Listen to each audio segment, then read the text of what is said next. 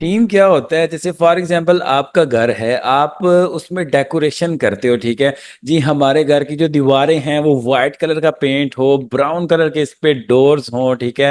Entrance पे एक scenery लगी हो, फर्नीचर जो है वो इस तरह का हो, ठीक है। एग्जैक्टली आप एक थीम बिल्ड कर रहे होते हो अपने घर का।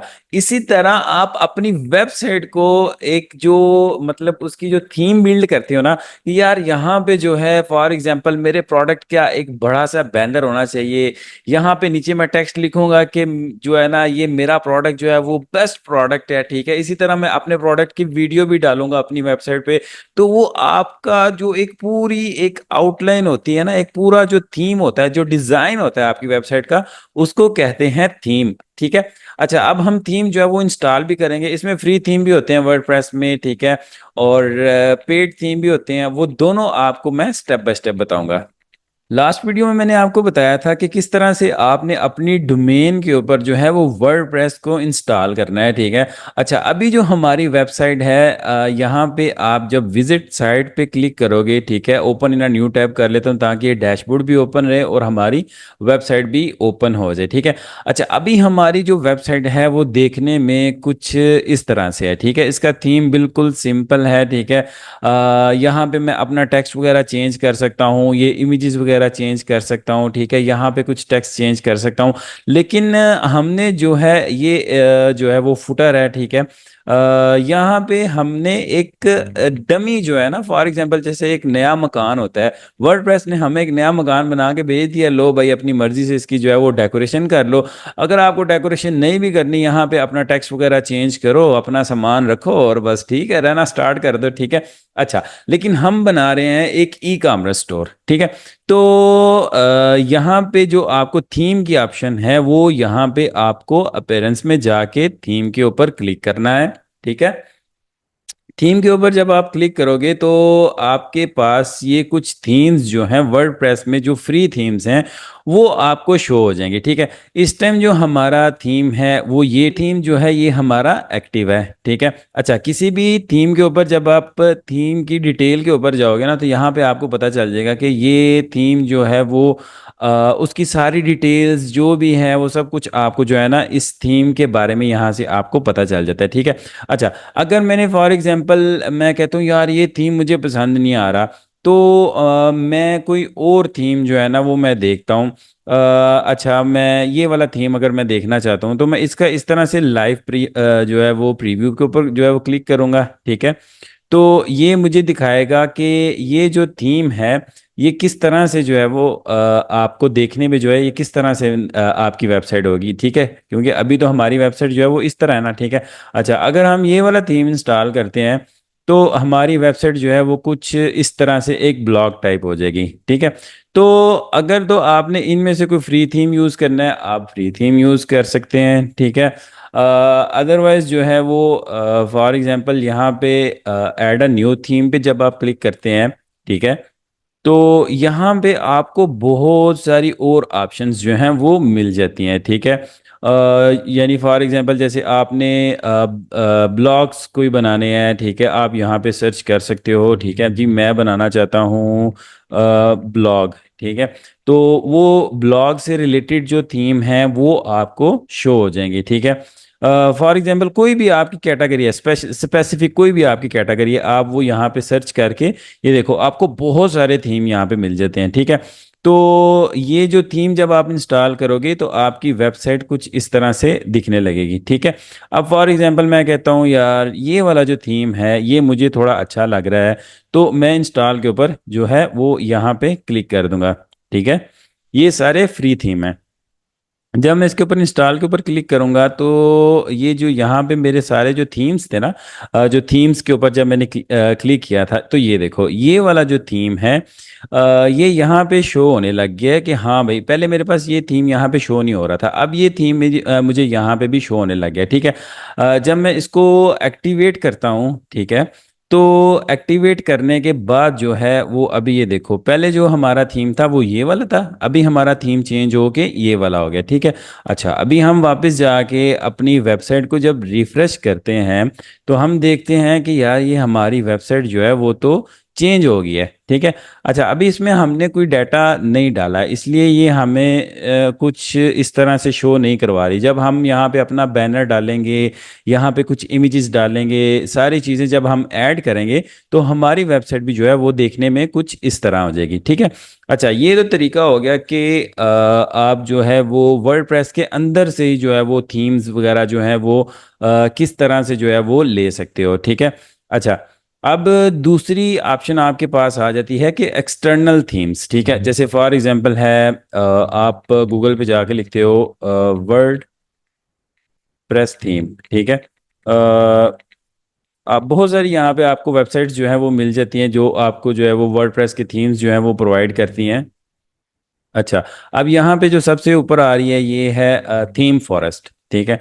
पर्सनली भी मैं ये यूज़ करता हूँ, ठीक है। सपोर्ट काफ़ी अच्छी है और बहुत ज़्यादा थीम्स जो हैं वो आपको यहाँ से मिल जाते हैं, ठीक है। अच्छा, थीम फॉरेस्ट पे मैं जाता हूँ, यहाँ पे जाके मैं लिखता हूँ कि मुझे कौन सा थीम चाहिए, ठीक है। फॉर एग्जांपल मैं लिखता हूँ कि मुझे कोई ई कॉमर्स से रिलेटेड चाहिए। तो यहाँ पे देखो, यहाँ पे मुझे ये बता रहा है नीचे ई कॉमर्स वर्डप्रेस, ठीक है। तो मैं ई कॉमर्स वर्डप्रेस के ऊपर जब क्लिक करता हूँ तो यहाँ पे मुझे ई कॉमर्स मतलब प्रॉपर जो ऑनलाइन स्टोर से यानी कि थीम है वो मुझे यहाँ पे शो होने लग गए हैं, ठीक है। अब यहाँ पे आपके पास बहुत सारी ऑप्शंस हैं, ठीक है। आप देख लो कि जोन सा आपको अच्छा लगता है। अब जैसे ये $85 का है, ठीक है। आप इसके ऊपर इस तरह से क्लिक करते हो, ठीक है। और इसका आप लाइव प्रीव्यू जो है वो देख लेते हो कि मेरी वेबसाइट जो है वो जब मैं ये थीम इंस्टॉल करूँगा तो मेरी वेबसाइट जो है वो देखने में किस तरह से होगी। एक लाइव प्रीव्यू मिल जाता है आपको आपकी वेबसाइट का जब आप उस पर ये वाला थीम इंस्टॉल करोगे। अच्छा, यहाँ पे देखो ये इसमें जो है वो होम पेज फॉर एग्जांपल जो मेन पेज होता है वेबसाइट का, इसमें आपको इस थीम में बहुत सारी जो है वो ऑप्शंस मिल जाएंगी, ठीक है।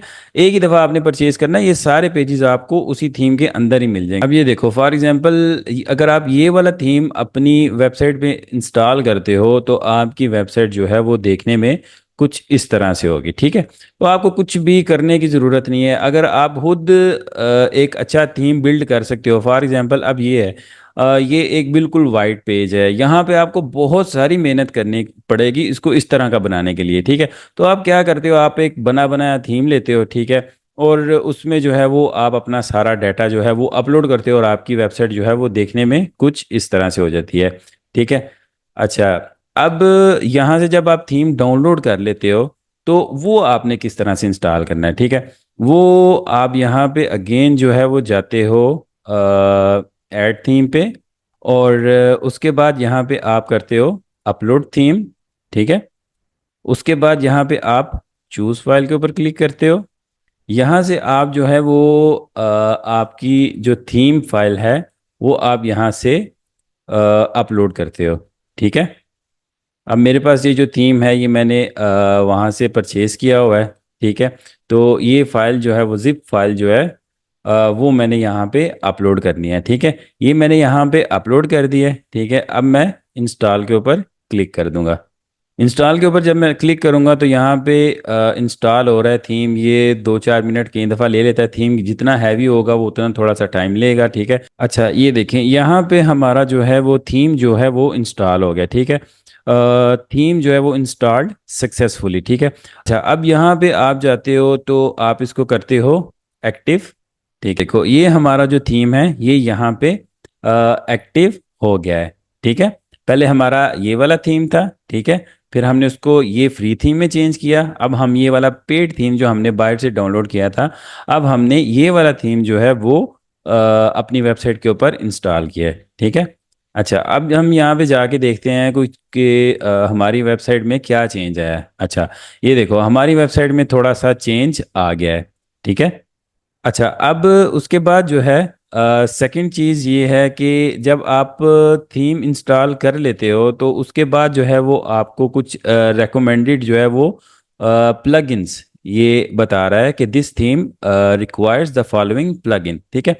अब ये सारे प्लगइन जब इसके अंदर इंस्टॉल होंगे तो फिर ये जो थीम है ये प्रॉपर वर्किंग करेगा। ठीक है, तो हम इसके ऊपर क्लिक करते हैं। अब प्लगइन की तरफ हम जाते हैं कि प्लगइन्स क्या होते हैं। ठीक है, अच्छा, ये देखो, ये यहाँ पे ये सारी जो प्लगइन्स हैं, एक्सटेंशंस हैं, ये सारी हमें इंस्टॉल करनी पड़ेंगी। ठीक है, इसके ऊपर हम इस तरह से क्लिक करते हैं, ऑल के ऊपर। ठीक है, इस तरह से आप वन बाय वन भी कर सकते हो, लेकिन जो रेकमेंडेड हैं थीम के साथ वो आपने सारी की सारी करनी है। ठीक है, उसके बाद आप करते हो इंस्टॉल के ऊपर क्लिक, उसके बाद आप करते हो अप्लाई।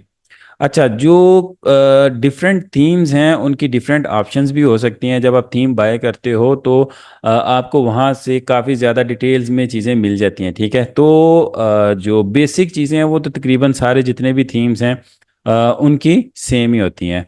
ठीक है, अच्छा, अब यहाँ पे जो हमारे प्लगइन्स हैं वो इंस्टॉल हो गए हैं। ठीक है, अच्छा, अब मैं जाता हूँ प्लगइन्स में।